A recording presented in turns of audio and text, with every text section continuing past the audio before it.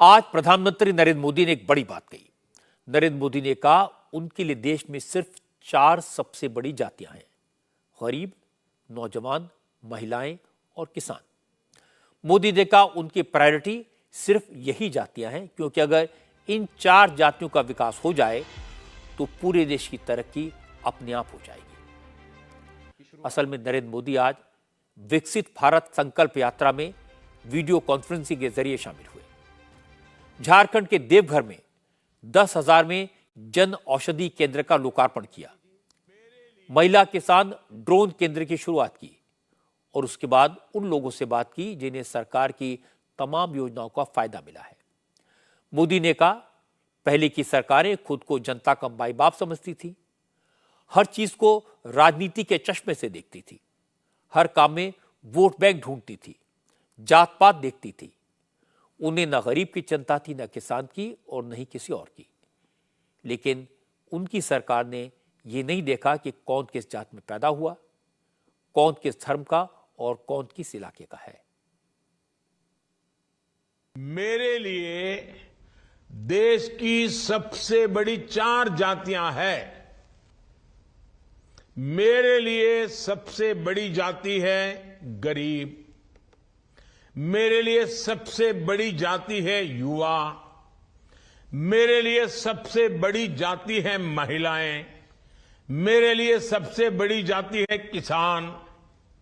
इन 4 जातियों का उत्थान ही अगर भारत को विकसित बनाएगा, और अगर 4 का हो जाएगा ना, इसका मतलब सबका हो जाएगा। इस देश का कोई भी गरीब, चाहे वो जन्म से कुछ भी हो, मुझे उसका जीवन स्तर सुधारना है, उसे गरीबी से बाहर निकालना है। गरीब हो, युवा हो, महिलाएं हो और किसान, ये 4 जातियों को मैं जब तक मुश्किलों से उबार देता नहीं हूं, मैं चैन से बैठने वाला नहीं हूं। इसके बाद मोदी ने विकसित भारत संकल्प यात्रा की बात की। प्रधानमंत्री ने कहा कि 2014 से पहले लोगों को सरकारी दफ्तरों के चक्कर लगाने पड़ते थे, लेकिन अब सरकार लोगों के घर तक जा रही है। यही फर्क आया है और यह फर्क बहुत बड़ा है। मोदी ने कहा इसलिए लोग खुश हैं और संकल्प यात्रा के रथ को मोदी की गारंटी वाली गाड़ी कह रहे हैं।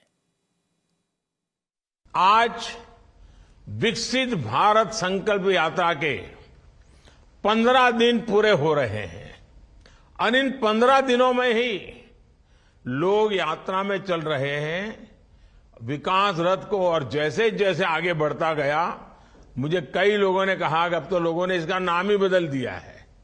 सरकार ने जब निकाला तब तो यह कहा था कि विकास रथ है, लेकिन अब लोग कहने लगे हैं रथवत नहीं है, ये तो मोदी की गारंटी की वाली गाड़ी है।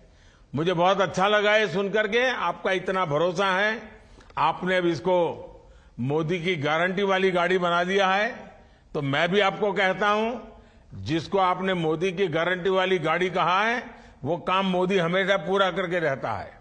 अब तक 12,000 से ज्यादा पंचायतों तक ये मोदी की गारंटी वाली गाड़ी पहुंच चुकी है। करीब करीब 30 लाख लोग उसका फायदा उठा चुके हैं, उसके साथ जुड़े हैं, बातचीत की है, सवाल पूछे हैं।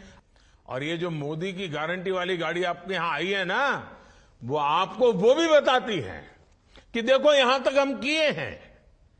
इतना बड़ा देश है, अभी भी कोई 2-4 लोग गांव में रह गए होंगे और मोदी ढूंढने आया कि कौन रह गया है, ताकि आने वाले 5 साल में वो भी काम पूरा कर दूं। मोदी ने आज एक और इंटरेस्टिंग बात कही। उन्होंने बताया कि उनकी सरकार ने जन औषधि केंद्र के नाम से दवा की जो सरकारी दुकानें खोली हैं, लोग अब उसे मोदी की दवा की दुकान कहने लगे हैं। इसके पीछे सरकार के लिए लोगों का भरोसा है। मोदी ने कहा आज झारखंड के देवघर में 10,000 में जन औषधि केंद्र का इनॉग्रेशन हुआ है और बहुत जल्दी दवा की ऐसी 25,000 सरकारी दुकानें पूरे देश में होंगी। आज देश के 10,000वें जन औषधि केंद्र का भी उद्घाटन किया गया।